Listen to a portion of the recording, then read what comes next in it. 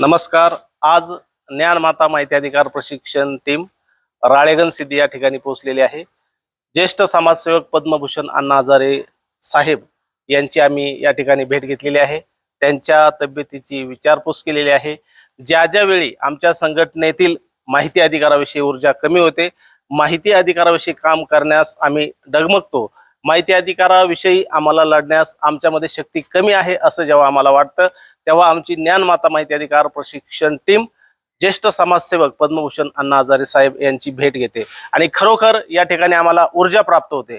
आज आम्ही या महाराष्ट्रात माहिती अधिकाराचं जे काम करत आहोत त्याचं सर्व योगदान, श्रेष्ठदान ज्येष्ठ समाजसेवक पद्मभूषण अण्णा हजारे साहेब यांचं आहे.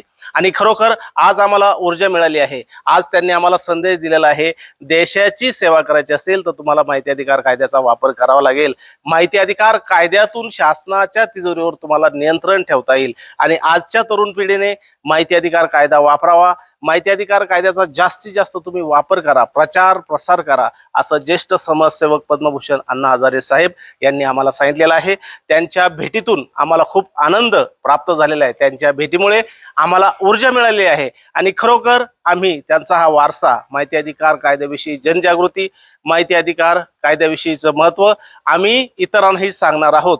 आणि माहिती अधिकार कायदा काय आहे याचा प्रचार प्रसार आम्ही थांबवणार नाही. आमची ही ज्ञानमाता माहिती अधिकार प्रशिक्षण टीम एकदम जोमाने माहिती अधिकाराचं काम करत आहे आणि महाराष्ट्रभर नाही तर पूर्ण देशभर माहिती अधिकार कायद्याची आम्ही जनजागृती करणार आहोत.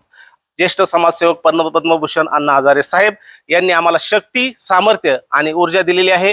आम्ही वारंवार येथे येत असतो आणि या सुंदरशा स्थळाला भेट देत असतो आणि अण्णा हजारे साहेब यांच्याकडून ऊर्जा घेत असतो. आज त्यांनी त्यांचा मौल्यवान वेळ आमच्यासाठी दिला, म्हणून आम्ही ज्ञानमाता माहिती अधिकार प्रशिक्षण केंद्राद्वारे त्यांचे आभार मानतो. धन्यवाद.